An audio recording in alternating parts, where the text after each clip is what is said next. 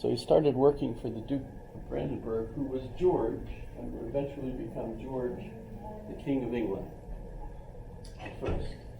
But in any case,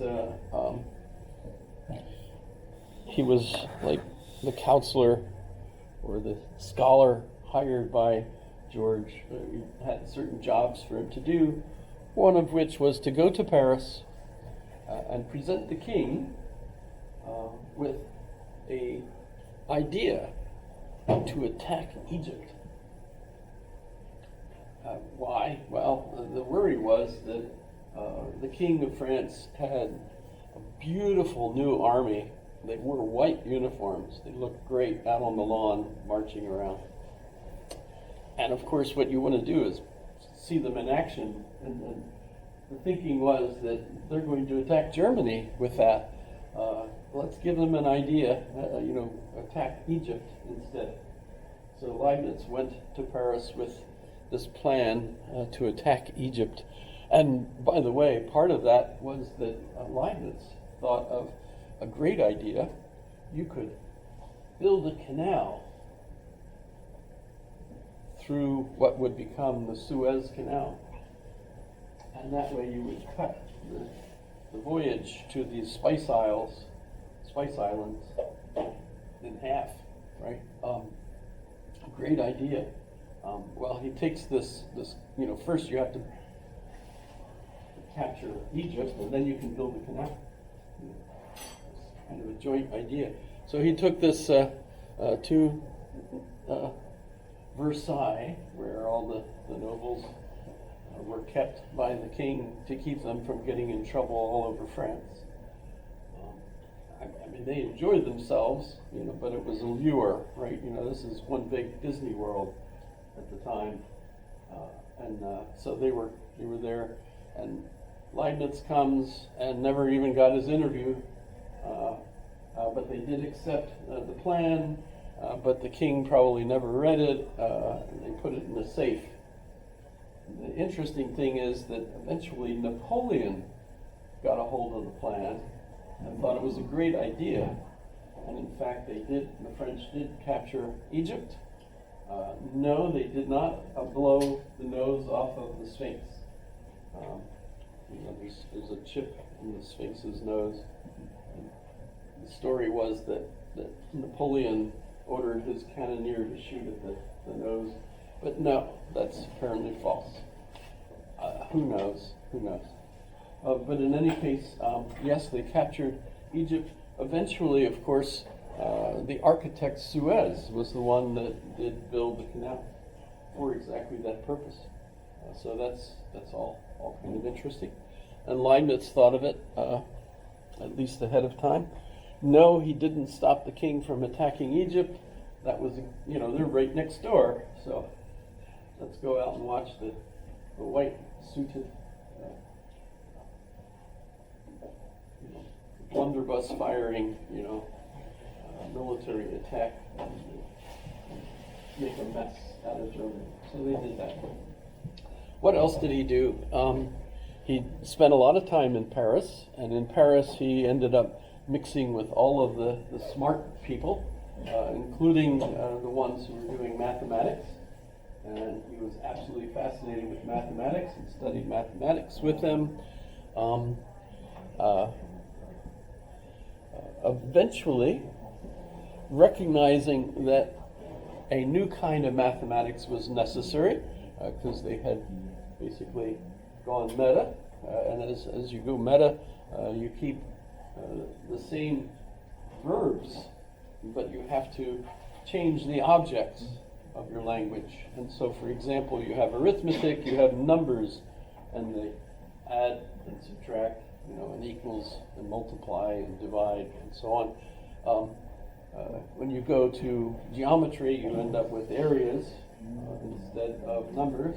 When you go up to algebra, you have variables and so on. But they had gotten to the point where they had sets of sets, which they called functions. And so you needed something to deal with the functions of things. And so both Leibniz and Sir Isaac Newton were working on this problem, and not together, although they were in contact with one another and teasing one another. I figured out how to do such and such, ha ha ha, and I figured out how to do this. No, you didn't. Yes, I did. And so you end up with what was really described beautifully in a little book called The Calculus Wars. Oh, I don't want to do that. That one. And that one. Okay. How about this? Ooh. So this is a book review of the book. I like the Wikipedia. Let's go there and just look at that. So you have this interesting conflict between the two of them. Both of them essentially invented a type of calculus. Sir Isaac Newton called his fluxions, and the concept of calculus was Leibniz's, and in fact the function, the symbol for function is that we use today is Leibniz's. But here's important stuff if you ever end up traveling to Europe. You go to England, never mention Leibniz. And Sir Isaac Newton is like the god of your idolatry. Everywhere, just Sir Isaac Newton. If you're in France and over in Europe, continental Europe, don't mention Sir Isaac Newton. It's Leibniz or nothing, right? So there's kind of a cultural claim to these two individuals. The Brits like the Isaac Newton because, of course, he was British and so on. They were in touch with one another. Leibniz sent his calculating machine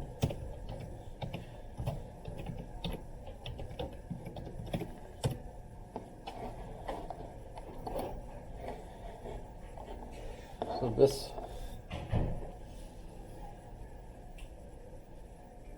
is actually the one, or not, I don't know, you have to go look. But he created a calculating machine, sent 2 copies to England for the Royal Society. Neither copy made it intact because all the parts at the time, to make these small little metal parts, you could only use gold. And each time he sent a copy, somebody stole all the gold parts. So they never ended up with a working copy. But the interesting thing about his calculator is not only could it do multiplication, division, addition, subtraction, and so on, it could also do logarithms because it's designed to do calculus, actually. So pretty snazzy stuff.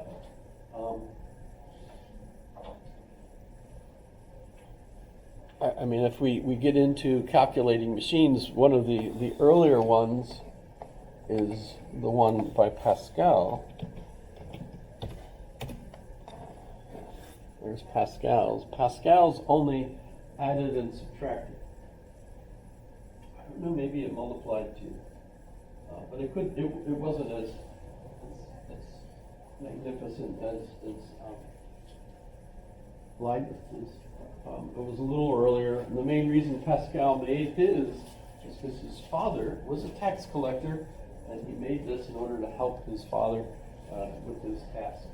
So that's kind of interesting. And I actually should do a quick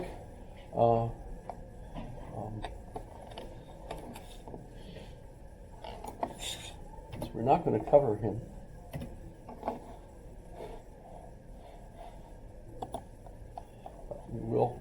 Should mention Pascal. A little bit younger, didn't live that long, as you can see. Died 39 years old. But he was a polymath as well. A lot of mathematical theory, You might be familiar with Pascal's triangle. Raise of hands. Pascal's triangle. Yes, a few. Pascal's wager is interesting. This was his kind of flippant proof for the existence of God. He says there's four possibilities. Either God exists or God doesn't exist. Either you believe in God or you don't believe in God. Theoretically, according to theologians, if you believe in God and God exists, you go to heaven. So, infinite reward, right? And what are you sacrificing? A finite amount of whatever it is you give up in order to believe in God and behave properly, right? So, you're clearly, for very small loss in your gambling, you get an infinite reward, and it's 50-50.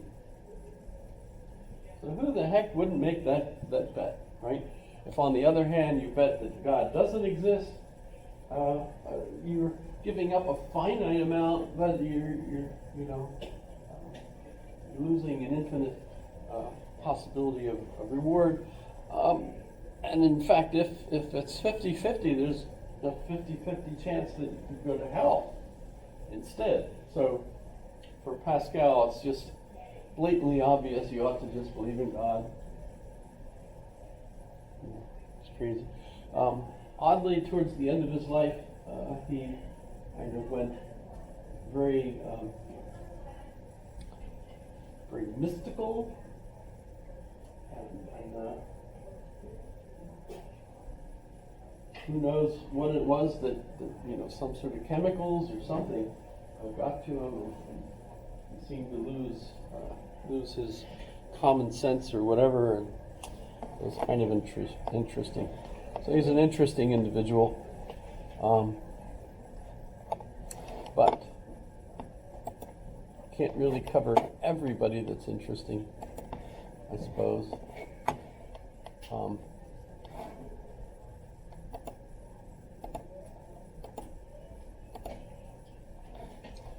So the history of the calculus is fascinating between the two of them.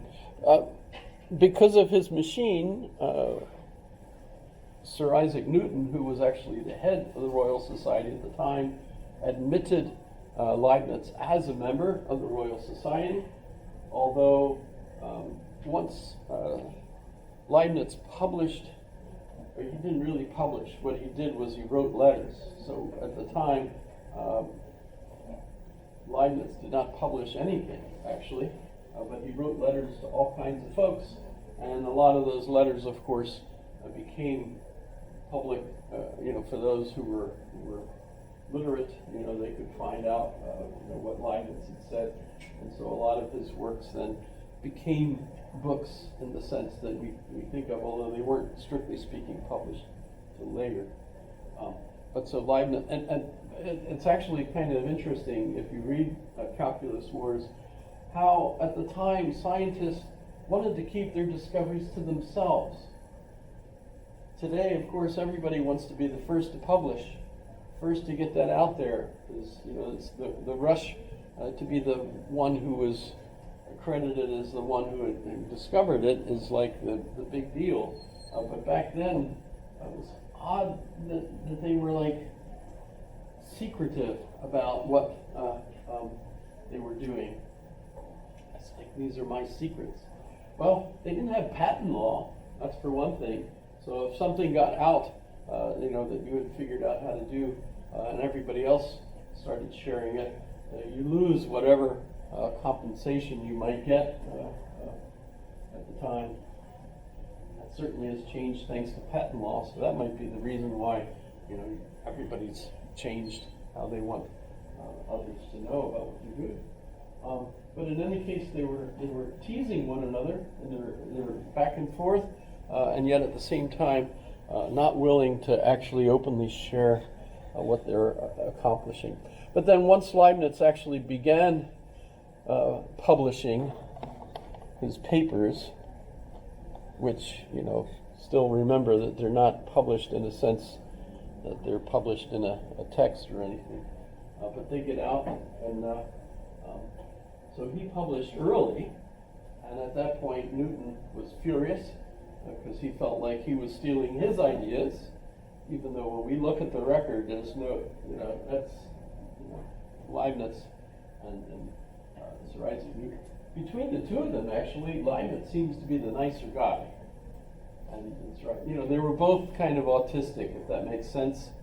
And actually, nobody really liked Leibniz. Even the king didn't really like him. And when Leibniz died, only his butler came to the funeral. Sir Isaac Newton, on the other hand, gets a special tomb, all kinds of, special monument, which if you saw the Da Vinci Code, hey, what's missing? What is missing? What orb is missing? Anybody know which orb was missing? The apple. Wow. Okay. So the calculus wars. Oh, what happened? I lost. Oh, here he is. Okay. So, what else did he come up with? Calculus, although that's, it's clearly both of them invented calculus at about the same time. The calculating machine. He visited Spinoza for 2 weeks, which is kind of amazing. How many people? Remember, by the time Locke got to visit Spinoza was already dead. But Gottfried Leibniz, as a young man, visited Spinoza and spent 2 weeks arguing with him about the ethics. Wow. And ever after that, was in trouble, because remember, Spinozaism is a heretical point of view. And everyone that was touched by Spinoza and influenced by him ends up getting close to being in trouble because they sound an awful lot like Spinoza. And yet at the same time, they're trying to make sure that their theology is not heterodox, so that they can keep their heads and not catch fire. How they were back then. So, and Leibniz, in fact, was upset with the Protestant wars against the Catholics and tried to resolve it. He wanted to reconcile them by working with their theologies and showing that they were really just all of one faith. Never worked. As part of that, though, he also came up with an idea that communication, especially because of different languages, was the biggest problem that we faced. He himself spoke multiple languages: French, English, German, Latin, Greek, maybe Hebrew, I'm not sure. Problem with reading him, by the way, is that you could go online and see his original writings, and within the text, he switches from one language to another constantly, back and forth. So translators have to be familiar with all of those languages too if they're going to make sense out of what he's doing. But he's convinced that the problem of speaking different languages is the reason that there's so much problems with communication. And so he decided to make a list of the words in, say, French and German, and show this word switches with this word switches with what was essentially a foreign language dictionary. And he thought, with a dictionary like this, you literally then, can find out what this person says in this language will equal this in this language. Kind of interesting.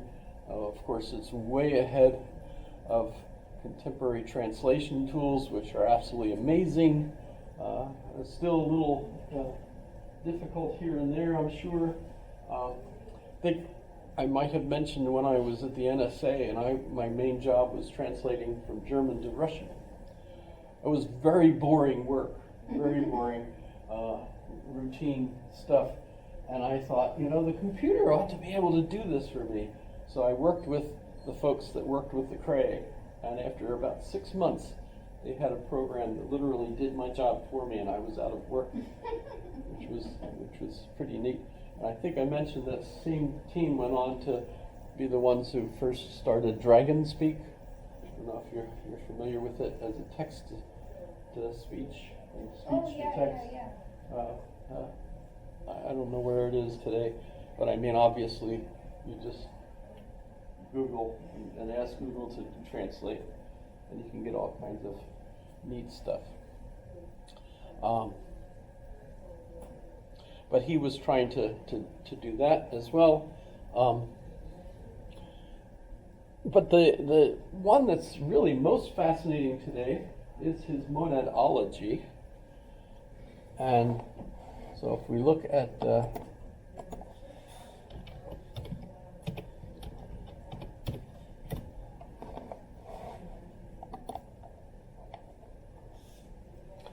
monadology, a monad is just a Latin version of an atom. Mona means one, so a monad, oneness, one thing, without the idea that atom literally means uncuttable. That one really needs to be updated. But in any case, a monad is a single, whatever, I just call it a monad. Get used to that as a concept, I suppose. And what's really neat is that he uses Euclid's definition of a point to say that a monad is that which has no parts. Remember, a mathematical point has no parts. Well, for him, the smallest kinds of existences are monads, which have no parts, and as a result, they have no physical being because they have no dimensions. They can't, it's just like a mathematical point, really. And yet, it's what everything consists of, are all of these monads. Well, the contemporary point of view, when we talk about the standard model, which I think we discussed a little bit, argues that while we have different types of quantum particles or quarks, they are essentially non-physical. They're energy in an arrangement, right? And as a result, they seem remarkably similar to what he tries to describe in his monadology as the basic parts that make up everything. But it's also a source of a lot of confusion because the way he describes it is very difficult by our contemporary standards. Because he talks about these as spirits. The monads are more like spirits or souls as opposed to physical beings. Now, here's my easy way of interpreting this for both him and for Bishop Barclay, who will do next class, and that is, if we think that today we say mass and energy, that's what they used to mean by matter and spirit. Right? So in a sense, we still have the same dichotomy, but notice that the vocabulary has updated. Instead of talking about matter, which you only probably get right in class in philosophy. Right? No, none of your science teachers ever referred to tables as matter, did they? Today? Isn't that just a philosophy thing? Where we're like, tables, chairs. And how do you get out of that? We can talk about magic markers. We want something physical nearby, to talk about. But I think in science class, everybody talks about atoms, molecules, etc. Right? And so you don't get the idea that stuff is matter. And of course, they don't talk about souls, which is why I love talking about the concept of soul and the concept of soul, the essence of, the universe is soul. There is a contemporary and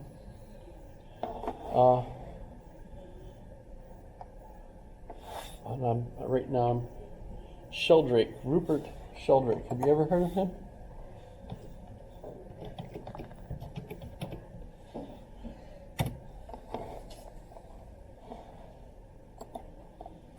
So, Rupert Sheldrake, who strikes me as with his concept of morphic resonance, very close to Leibniz. The idea that there's kind of like a spirituality associated with all of the universe that has some sort of interconnectivity with everything, so that it's all kind of like a mind, it's all interconnected and so on. And that's essentially the same thing that Leibniz is talking about in the monadology, that all these monads are like spiritual beings, but they're interconnected. Now here's the thing, they can't influence one another. So, when we talk about quarks and things, the same thing happens. You have, like the center of a atom in the center you have, in the nucleus you have a pair of particles, one of which is positive and the other one is negative. The neutron is negative and the proton is positive, right? So you've got basically a quark which is spinning in one direction, and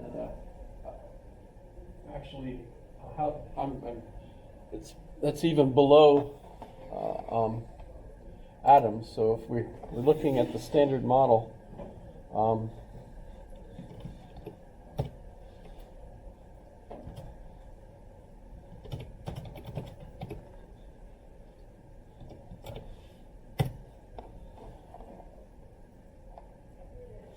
so a proton, what makes it positive is that it consists of two up quarks and one down.